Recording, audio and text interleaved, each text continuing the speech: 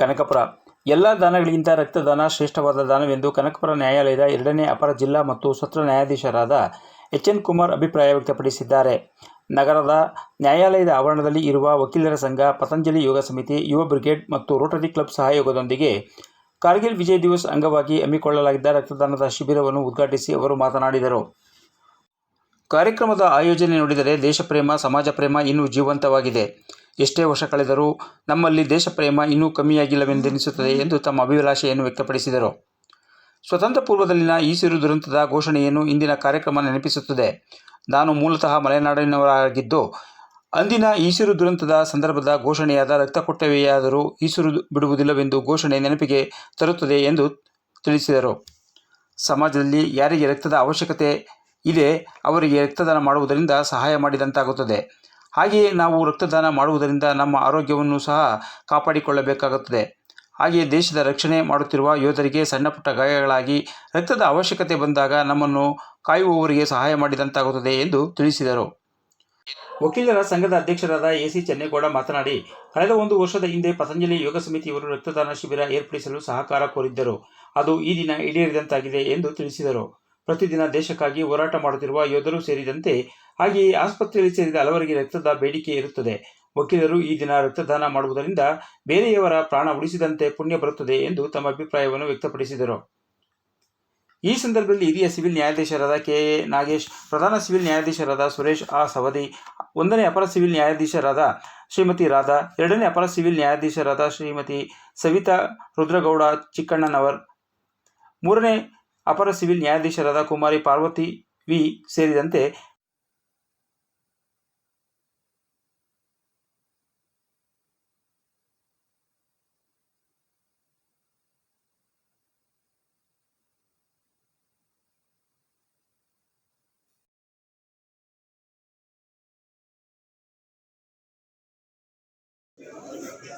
ವಕೀಲರ ಸಂಘ ಹಾಗೂ ಪತಂಜಲಿ ಯೋಗ ಸಮಿತಿ ಮತ್ತು ಯುವ ಬ್ರಿಗೇಡ್ ಕನಕಪುರ ಸಹಯೋಗದೊಂದಿಗೆ ಹಾಗೂ ರೋಟರಿ ಸಹಯೋಗದೊಂದಿಗೆ ಈ ದಿನ ನಮ್ಮ ವಕೀಲರ ಸಂಘದಲ್ಲಿ ರಕ್ತದಾನ ಶಿಬಿರ ಹಮ್ಮಿಕೊಂಡಿದ್ದೇವೆ. ರಕ್ತದಾನ ಶಿಬಿರದಲ್ಲಿ ಇದರ ಉದ್ದೇಶವಾದರೂ ಇಷ್ಟೇ, 25ನೇ ವರ್ಷದ ಕಾರ್ಗಿಲ್ ವಿಜಯ್ ದಿವಸ್ ಪ್ರಯುಕ್ತ, ಅಲ್ಲಿಗೆ 25 ಕಾರ್ಗಿಲ್ ಯುದ್ಧ ಆಗಿ ಸುಮಾರು ಇಲ್ಲಿಗೆ 25 ವರ್ಷ ಆಗಿದೆ. ಆ 25 ವಿಜಯೋತ್ಸವವನ್ನು ನಾವು ನಮ್ಮ ಪತಂಜಲಿ ಹಾಗೂ ಬ್ರಿಗೇಡ್ ತಂಡದವರು ಆಚರಿಸ್ಕೊಂಡು ಬರ್ತಾ ಇದ್ದಾರೆ. ಹಾಗಾಗಿ ವಿಶೇಷವಾಗಿ ಈ ದಿನ 27ನೇ ತಾರೀಕು ರಕ್ತದಾನ ಶಿಬಿರ ಇತ್ತು. 27ನೇ ತಾರೀಕು ನಾವು ಕ್ರಿಕೆಟ್ ಪಂದ್ಯಾವಳಿ ಇದ್ದರಿಂದ ಅದನ್ನ 29 ಇವತ್ತಿಗೆ ಇಟ್ಕೊಂಡಿದ್ದೀವಿ. 27ನೇ ತಾರೀಕು ಸುಮಾರು ರೋಟರಿ ಭವನದಲ್ಲಿ ಒಂದು 202 ಯೂನಿಟ್ಸ್ ರಕ್ತ ಕಲೆಕ್ಟ್ ಆಗಿದೆ. ಅದೇ ರೀತಿ ಆರೋಹಳ್ಳಿಯಲ್ಲೂ ಸಹ ಸುಮಾರು 50 ಯೂನಿಟ್ ರಕ್ತದಾನಿಗಳು ರಕ್ತದಾನ ಕೊಟ್ಟಿದ್ದಾರೆ. ಅದೇ ರೀತಿ ಈ ದಿನ ನಮ್ಮ ಅಸೋಸಿಯೇಷನ್ ಸಹ ಎಷ್ಟು ಸಾಧ್ಯವಾಗುತ್ತೋ ಅಷ್ಟನ್ನ ರಕ್ತದಾನ ಮಾಡಬೇಕು ಅಂತ ತಮ್ಮೆಲ್ಲರನ್ನು ಕೇಳ್ಕೊಂತ ಈ ಒಂದು ಸಭೆಗೆ ಹಾಜರಾಗಿರ್ತಕ್ಕ ನಮ್ಮ ನ್ಯಾಯಾಧೀಶರುಗಳಾದ ಜಿಲ್ಲಾ ಮತ್ತು ಸತ್ರ ನ್ಯಾಯಾಧೀಶರಾದ ಮಾನ್ಯ ಕುಮಾರ್ ಅವರು ನಮ್ಮ ಆಹ್ವಾನಕ್ಕೆ ಇಲ್ಲಿಗೆ ಆಹ್ವಾನಿಸಿದ್ದಾರೆ. ಅವರಿಗೆ ನಮ್ಮ ಸಂಘದ ಪರವಾಗಿ ಸ್ವಾಗತವನ್ನು ಕೋರುತ್ತಿದ್ದೇವೆ. ಅದೇ ರೀತಿ ಶ್ರೀ ನಾಗೇಶ್ ಅವರು ಸಹ ಇಲ್ಲಿಗೆ ಆಗಮಿಸಿದ್ದಾರೆ. ಅವರಿಗೂ ಸಹ ಸಂಘದ ಪರವಾಗಿ ಸ್ವಾಗತವನ್ನು ಕೋರುತ್ತಿದ್ದೇವೆ. ಪ್ರಧಾನ ಸಿವಿಲ್ ನ್ಯಾಯಾಧೀಶರಾದಂಥ ಸೌದಿ ಅಣ್ಣಪ್ಪವರು ಸಹ ಆಗಮಿಸಿದ್ದಾರೆ. ಅವರಿಗೂ ಸಹ ನಮ್ಮ ಸಂಘದ ಪರವಾಗಿ ಸ್ವಾಗತವನ್ನು ಕೋರುತ್ತೇವೆ. 1ನೇ ಅಪರ ಸಿವಿಲ್ ನ್ಯಾಯಾಧೀಶರಾದ ಈ ವರ್ಷ ಜುಲೈ 26ಕ್ಕೆ ಕಾರ್ಗಿಲ್ ಯುದ್ಧ ನಾವು ಗೆದ್ದು 25 ವರ್ಷ ಆಗಿದೆ. ಪ್ರತಿ ವರ್ಷ ನಾವು ಬೇರೆ ಬೇರೆ ರೀತಿ ಈ ಕಾರ್ಗಿಲ್ ವಿಜಯವನ್ನ ಮಕ್ಕಳಿಗೆ, ಸಾರ್ವಜನಿಕರಿಗೆ ತಿಳಿಸುವಂಥ ಪ್ರಯತ್ನ ಮಾಡ್ತಾ ಇರ್ತೀವಿ. ಆದರೆ ಈ ವರ್ಷ 25ನೇ ವರ್ಷ ಆದ್ರಿಂದ ಸ್ವಲ್ಪ ವಿಶೇಷವಾಗಿ ಈ ಕಾರ್ಯಕ್ರಮ ಮಾಡಬೇಕು ಅಂತ ನಾವು ಆಲೋಚನೆ ಮಾಡಿದ್ವಿ. ಹಾಗಾಗಿ ಇಡೀ ಕನಕಪುರದಲ್ಲಿ ಎಲ್ಲರಿಂದ ನಾವು ಹಿಂದಿನ ವರ್ಷವೂ ರಕ್ತದಾನ ಶಿಬಿರವನ್ನು ಏರ್ಪಡಿಸಿದ್ವಿ. ರೋಟರಿ ಸಹಯೋಗದಿಂದ ಸುಮಾರು 183 ಯೂನಿಟ್ ಹಿಂದಿನ ವರ್ಷ ಸಂಗ್ರಹ ಆಗಿತ್ತು. ಸಾರ್ವಜನಿಕರು ಎಲ್ಲ ನಮಗೆ ಸಹಕಾರ ಕೊಟ್ಟಿದ್ರು.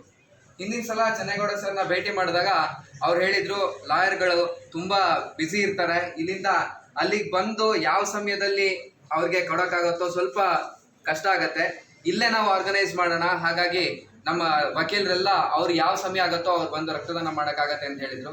ಈ ವರ್ಷ ನಾವು ಸರ್ನ ಆಮೇಲೆ ನ್ಯಾಯಾಧೀಶರನ್ನ ಕೇಳ್ಕೊಂಡಾಗ ಅವರೆಲ್ಲ ತುಂಬ ಸಂತೋಷದಿಂದ ಒಪ್ಕೊಂಡು ನಮಗೆ ಇವತ್ತು ಈ ಒಂದು ಉದ್ದೇಶಕ್ಕೋಸ್ಕರ, ಅಂದರೆ ಹಿಮಾಲಯದ ಮಂಜಿನ ಬೆಟ್ಟಗಳಲ್ಲಿ ದೇಶವನ್ನು ರಕ್ಷಿಸೋದಕ್ಕೋಸ್ಕರ ನೆತ್ತರ ಹಾನಿಯನ್ನ ಸೈನಿಕ ಅರ್ಪಣೆ ಮಾಡಿರ್ತಾನೆ. ಅವನ ಒಂದು ನೆನಪಿನಲ್ಲಿ ಅವನಿಗೊಂದು ಕೃತಜ್ಞತೆ ಸಲ್ಲಿಸೋದಕ್ಕೋಸ್ಕರ ನಾವೇನ್ ಮಾಡಬಹುದು ಅಂತಂದ್ರೆ, ಸಮಾಜದಲ್ಲಿ ಇವಾಗ ಬೇಕಾಗಿರುವಂತಹ ರಕ್ತವನ್ನ ದಾನ ಮಾಡುವಂತ ಒಂದು ಪ್ರಕ್ರಿಯೆಯನ್ನ ಒಂದು ಹೃತ್ಪೂರ್ವಕವಾಗಿ ನಾವೆಲ್ಲ ಮಾಡಬೇಕು ಅನ್ನೋ ಒಂದು ಸಂಕಲ್ಪ ಮತ್ತೆ ನಿಮ್ಮೆಲ್ಲರ ಸಹಕಾರ ನಾನು ಇವತ್ತಿನ ದಿವಸ ನಿಮ್ಮಲ್ಲಿ ಕೇಳ್ಕೊಳ್ತಾ ಇದ್ದೀನಿ. ಈ ಕಾರ್ಯಕ್ರಮವನ್ನ ಹೆಚ್ಚು ಯಶಸ್ವಿಗೊಳಿಸಿ ಅಂತ ಕೇಳ್ಕೊಳ್ತಾ ನಿಮ್ಗೆಲ್ರಿಗೂ ಯುವ ಬ್ರಿಗೇಡ್ ಪತಂಜಲಿ ಯೋಗ ಸಮಿತಿ ಹಾಗೂ ರೋಟರಿ ಪರವಾಗಿ ಹಾಕೊಂಡಿದ್ದೀರೋ ಇದು ಬಹಳ ಒಳ್ಳೆಯ ಕೆಲಸ ಮಾಡಿದ್ರಿ. ನಾವು ಕೇಳ್ಕೊಳ್ಳೋದೇನೆಂದ್ರೆ, ಈಗ ಸಪೋಸ್ ನಮ್ಮ ಯಾರಾದರೂ ವಕೀಲ ಮಿತ್ರರಿಗೆ ಬೇಗ ಏನು ಬ್ಲಡ್ ಬೇಕಾದಂಥ ಸಂದರ್ಭದಲ್ಲಿ ಮುಂದಾಗ ನಾವು ಹೇಳ್ತಾರೆ, ಆ ಒಂದು ಪ್ರಾಮುಖ್ಯತೆ ಕೊಟ್ಟು ಆ ಒಂದು ಸಂದರ್ಭ ನಮ್ಮನ್ನು ಬೇಕಾದ ನಾವು ನಿಮ್ಮನ್ನ ವಿಚಾರಿಸಿದಾಗ ಆ ಒಂದು ಸಂದರ್ಭದಲ್ಲಿ ಏನಾರ ಅವಶ್ಯಕತೆ ಇದ್ದರೆ ನಮ್ಮ ವಕೀಲರಿಗೆ ಒಂದು ಪ್ರಾಮುಖ್ಯತೆ ಕೊಟ್ಟು ಆದಷ್ಟು ಅದನ್ನು ಬೇಕಾದಂಥ ಸಂದರ್ಭದಲ್ಲಿ ನಮಗೆ ಸ್ವಲ್ಪ ಇದು ಮಾಡಿಕೊಡ್ಬೇಕು ಅಂತ ನಮ್ಮಲ್ಲಿ ವಕೀಲರ ಪರವಾಗಿ ಕೇಳ್ಕೊತಾರೆ.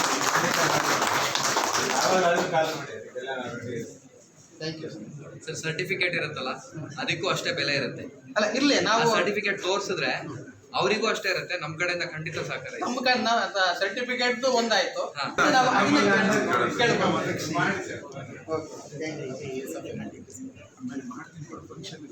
ಈಗ ಈ ಸಭೆಯನ್ನು ಉದ್ದೇಶಿಸಿ ನಮ್ಮ ಜಿಲ್ಲಾ ಮತ್ತು ಸತ್ರ ನ್ಯಾಯಾಧೀಶರಾದಂಥ ವೇದಿಕೆ ಮೇಲೆ ಹಾಸನರಾಗಿರುವಂತಹ ಸಹೋದರರೇ ಹಾಗೂ ವೇದಿಕೆಯಲ್ಲಿ ಹಾಸನರಾಗಿರುವಂತಹ ಸಂಘದ ಅಧ್ಯಕ್ಷರಾದಂಥ ಶ್ರೀಮತಿ ಚೆನ್ನೇಗೌಡರೇ ಹಾಗೂ ಉಪಾಧ್ಯಕ್ಷರಾದಂತಹ ಸಿದ್ಧಾರ್ಥ ಅವರೇ, ಖಜಾಂಚಿಗಳಾದ ಸಾಗರ್ ಅವರೇ ಹಾಗೂ ಪದಾಧಿಕಾರಿಗಳೇ ಹಾಗೂ ವೇದಿಕೆ ಮುಂಭಾಗದಲ್ಲಿ ನೆರೆದಿರುವಂತಹ ಹಿರಿಯ ನ್ಯಾಯವಾದಿಗಳೇ ಹಾಗೂ ನನ್ನೆಲ್ಲ ವಕೀಲ ಮಿತ್ರರೇ ಹಾಗೂ ವೇದಿಕೆ ಮುಂಭಾಗದಲ್ಲಿ ಆಸೀನರಾಗಿರುವಂತಹ ರೋಟರಿ ಕ್ಲಬ್ ಅಧ್ಯಕ್ಷರು ಹಾಗೂ ಪದಾಧಿಕಾರಿಗಳು, ಪತಂಜಲಿ ಯೋಗ ಸಮಿತಿ ಅಧ್ಯಕ್ಷರು ಹಾಗೂ ಪದಾಧಿಕಾರಿಗಳು ಹಾಗೂ ಯುವ ಬ್ರಿಗೇಡ್ ಕನಕಪುರ ಒಂದು ಸಂಸ್ಥೆಯ ಪದಾಧಿಕಾರಿಗಳು ಈ ಒಂದು ದಿವಸದ ನಮ್ಮ ಪ್ರಣಾಮಗಳನ್ನು ತಿಳಿಸುತ್ತಾ, ಈಗೆಲ್ಲ ತಾವು ತಿಳಿದಿರುವ ಹಾಗೆ ಈ ಒಂದು ದೀಪ ಬೆಳಗುವುದರ ಮೂಲಕ ಇವತ್ತು ಒಂದು ಬೆಳ್ಳಿ ರಕ್ತನಿಧಿ ಕೇಂದ್ರದಿಂದ ಒಂದು ಏನು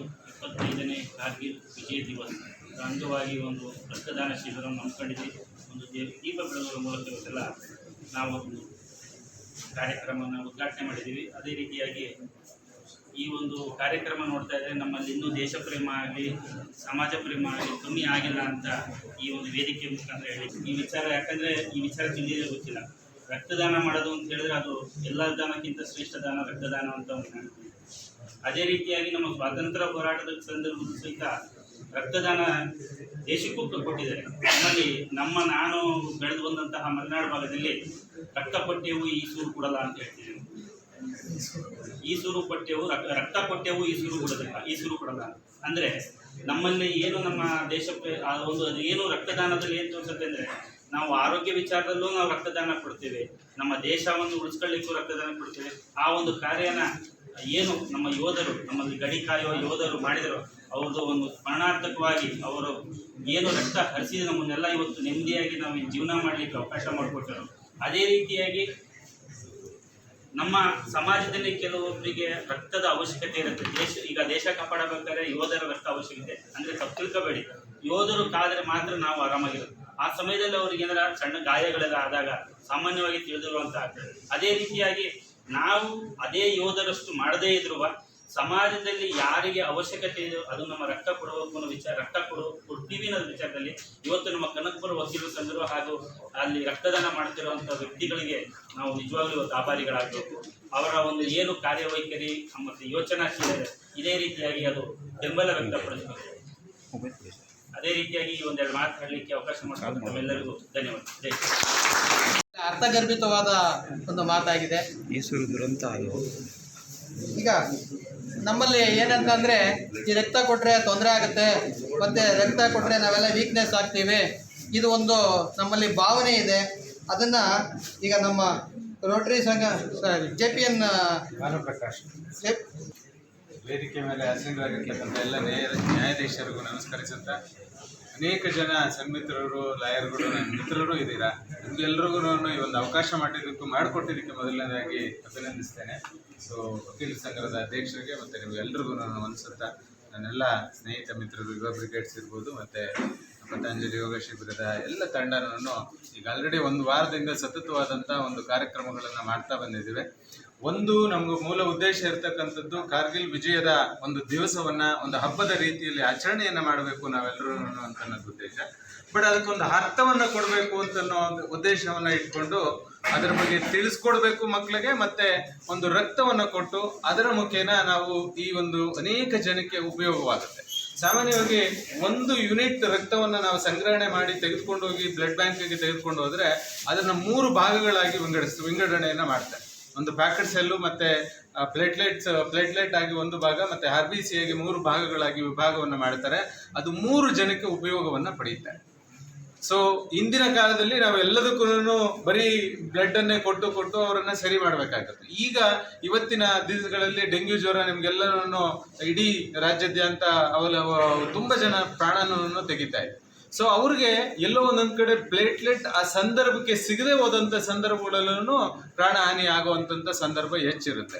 ನಮಗೆ ಎಷ್ಟು ಸಿಗ್ತಾ ಇದೆ, ಎಷ್ಟು ಅವೇರ್ನೆಸ್ ಇರುತ್ತೆ, ಎಷ್ಟು ಜನ ಕೊಡೋದಕ್ಕೆ ರೆಡಿ ಇದ್ದಾರೆ, ಇದ್ರ ಬಗ್ಗೆ ಬಹುಮುಖ್ಯವಾಗಿ ನಿಮಗೆ ಮಾಹಿತಿ ಸಿಕ್ಕಿದ್ರೆ ಬಹುಶಃ ನಿಮಗೆ ಹೆಚ್ಚು ಜನಕ್ಕೆ ನೀವು ತಲುಪಿಸುವಂಥ ಕಾರ್ಯ ಮಾಡ್ತೀರಾ ಅಂತಂತ ಹೇಳಿ ನಾವು ನಂಬಿದ್ದೇವೆ. 1 ಯೂನಿಟ್ ಬ್ಲಡ್ ಕೊಡೋದ್ರಿಂದ ನಿಮಗಾಗಲಿ ಯಾವುದೇ ರೀತಿಯ ಪೇಷಂಟ್ ಯಾರಿಗೂ ತೊಂದರೆ ಆಗಲಿಕ್ಕಿಲ್ಲ. ಅದು 24 ಗಂಟೆಯಿಂದ 48 ಗಂಟೆ ಒಳಗಡೆ ನಿಮಗೆ ಆ ಬ್ಲಡ್ಡು ಸಂಪೂರ್ಣವಾಗಿ ನಿಮ್ಮ ಬಾಡಿಗೆ ಬಂದು ಸೇರ್ಕೊಳ್ಳುತ್ತೆ. ಸೊ ಅದರಿಂದ ಯಾವ ರೀತಿ ನಿಶಕ್ತಿ ಆಗುವಂಥದ್ದು, ಸುಸ್ತಾಗುವಂಥದ್ದು ಅದೆಲ್ಲ ಯಾವುದೂ ಆಗಲ್ಲ.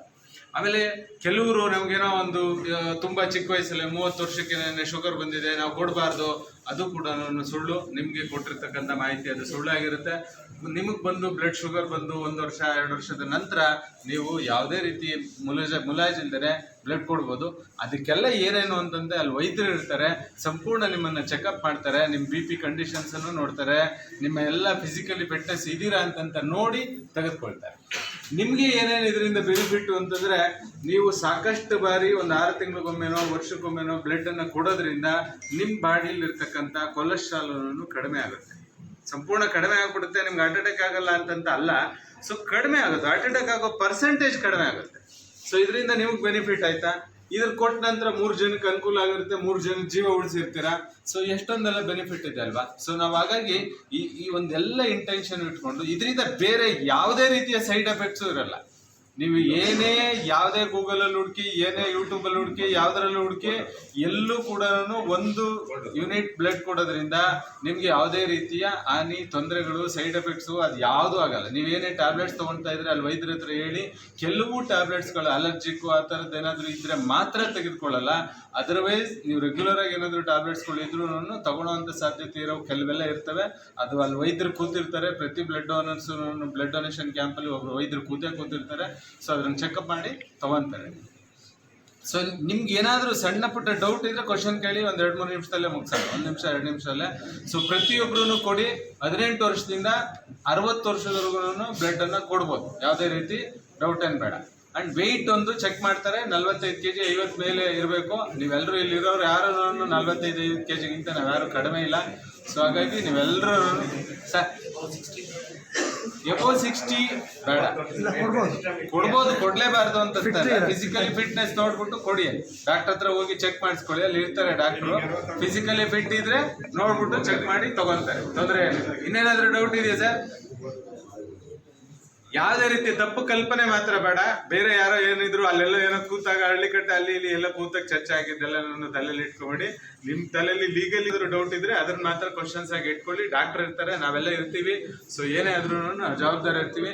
ಮತ್ತೆ ನಮ್ಮ ಸರ್ ಹೇಳಿದ್ರು, ಬ್ಲಡ್ ಅವಶ್ಯಕತೆ ಇದ್ದಂಥ ಸಂದರ್ಭದಲ್ಲಿ ನಾವು ಸಾರ್ವಜನಿಕರಿಗೇನೆ ಮುಲಾಜಿಲ್ದಿರ ಮಾಡ್ತೀವಿ, ಫೋನ್ ಮಾಡ್ತೀವಿ, ಕೊಡಿಸ್ತೀವಿ. ಇನ್ನು ನೀವು ನಿಮ್ಗೆ ಎಲ್ಲರೂ ಸ್ನೇಹಿತರಿದ್ದೀರಾ, ಮತ್ತೆ ಇಲ್ಲೇ ಒಂದು ಬ್ಲಡ್ ಡೊನೇಷನ್ ಕ್ಯಾಂಪ್ ಬೇರೆ ಮಾಡ್ತಾ ಇದ್ದೀರಾ, ನಿಮಗೆ ಕೊಡದೇ ಇರ್ತೀವಾ? ಖಂಡಿತ ಕೊಡ್ತೀವಿ. ಇಲ್ಲಿಲ್ಲ, ಬೇರೆ ಬ್ಲಡ್ ಬ್ಯಾಂಕು, ರೆಡ್ ಕ್ರಾಸ್ ಇರ್ಬೋದು, ರಾಷ್ಟ್ರೋತ್ಥಾನ ಇರ್ಬೋದು, ಯಾವುದೇ ಬ್ಲಡ್ ಬ್ಯಾಂಕಲ್ಲಿ ನಿಮ್ಗೆ ಬೇಕಾಗುವಂಥ ಅವಶ್ಯಕತೆ ಇರುವಂಥ ಬ್ಲಡ್ ಇದ್ದರೆ 100% ಕೊಡಿಸ್ಕೊಡ್ತೀವಿ. ಆಪರ್ಚುನಿಟಿ ನೀವು ಕೊಟ್ಟಿದ್ದಕ್ಕೆ ನಿಮ್ಗೆಲ್ರಿಗೂ ಮತ್ತೊಮ್ಮೆ ಹೃದಯಪೂರ್ವಕ ಧನ್ಯವಾದ. Thank you.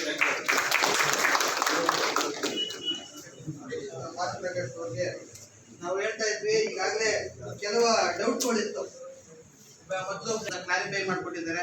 ಮತ್ತೆ ಈ ಬ್ಲಡ್ ತಗೊಳ್ಳೋದ್ರಿಂದ ಮೊದಲು ಒಂದೇ ಪ್ರೋಸೆಸ್ ಆಗ್ತಾ ಇತ್ತು, ಈಗ ಅದರಿಂದ 3 ಪ್ರೋಸೆಸ್ ಆಗುತ್ತೆ. ಆ 3 ಪ್ರೋಸೆಸ್ ಅಲ್ಲಿ ಯಾವ್ದು ಅವಶ್ಯಕತೆ ಇರುತ್ತೆ ಆ ಟೈಮ್ಗೆ ಅದನ್ನ ಕೊಡ್ತಾರೆ ಅನ್ನೋದು ಒಂದು ಕ್ಲಾರಿಫಿಕೇಶನ್ ಸಹ ಮಾಡಿಕೊಟ್ಟಿದ್ದಾರೆ. ಮತ್ತೆ ಈ ಬ್ಲಡ್ ಕೊಡೋದ್ರಿಂದ ಉಪಯೋಗಗಳು ಏನೇನಾಗ್ತವೆ ಅನ್ನೋದು ಸಹ ಹೇಳ್ಕೊಟ್ಟಿದ್ದಾರೆ. ಅವರಿಗೆ ನಮ್ಮ ಸಂಘದ ವತಿಯಿಂದ ಧನ್ಯವಾದಗಳು ತಿಳಿಸ್ತಾ ಇದ್ದಾರೆ. ಈಗ ನಮ್ಮ ಸಂಘದ ಅಧ್ಯಕ್ಷರಾದಂತ ಚೆನ್ನೈಯವರು ಈ ಸಭೆಯನ್ನು ಕುರಿತು ಒಂದೆರಡು ಮಾತಾಡಬೇಕು. ನಂತರ ನಮ್ಮ ಈಗಾಗಲೇ ತಾವು ಜಿಲ್ಲಾ ಮತ್ತು ಸುಧಾರಣಾಧಿಕಾರಿ ಗೌರವದಿಂದ ಕಾಣ್ತಾ ಇದೆ. ವಿದೇಶಿ ನ್ಯಾಯಾಧೀಶರಿಂದ ಗೌರವದಿಂದ ಕಾಯ್ತಾ ಇದೆ. ಪ್ರಧಾನ ಸೂಚನೆ ಸಾಹೇಬರಿಂದ ನಿರ್ವಹಿಸ್ತಾ ಇದೆ. ರಾಧಾ ಮೇಡಮ್ ಅವರು, ಗೀತಾ ಮೇಡಮ್ ಅವರು ಮತ್ತು ಕುಮಾರಿ ಹಾಗೂ ಈ ಕಾರ್ಯಕ್ರಮದ ಆಯೋಜಕರು ಮತ್ತು ನನ್ನ ಎಲ್ಲ ವಕೀಲ ಮಿತ್ರರು. ನಾವು ನನ್ನ ಸುಮಾರು 1 ವರ್ಷಗಳ ಹಿಂದೆ ನನ್ನ ಭೇಟಿ ಮಾಡಿದರು. ನಿಮ್ಮಲ್ಲಿ ಒಂದು ಶಿಬಿರ ಆಯೋಜನೆ ಮಾಡೋಣ ಅಂತೇಳಿ ನಾನು ಬನ್ನಿ ಆಯೋಜನೆ ಮಾಡೋಣ ಅಂತೇಳಿದರೆ ಅದು ಈ ದಿವಸ ಕೂಡಿ ಬಂದಿದೆ.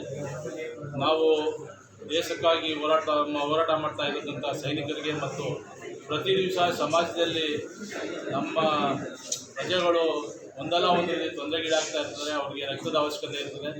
ಪ್ರತಿ ದಿವಸ ಸಾವಿರಾರು ಜನಗಳು, ನಮ್ಮ ದೇಶದಲ್ಲಿರ್ತಕ್ಕಂಥ ಸಾವಿರಾರು ಪ್ರಜೆಗಳು ಆಸ್ಪತ್ರೆಗಳಲ್ಲಿ ಸೇರ್ತಾರೆ. ಅವ್ರಿಗೂ ಸಹ ರಕ್ತದ ಅವಶ್ಯಕತೆ ಇರ್ತದೆ. ನಾವು ರಕ್ತದಾನ ಮಾಡೋದರಿಂದ ಯಾರು ರಕ್ತದ ಅವಶ್ಯಕತೆ ಇರ್ತದೆ ಅವರಿಗೆ ನಾವು ಅನುಕೂಲ ಮಾಡಿಕೊಟ್ಟಾಗ್ತದೆ.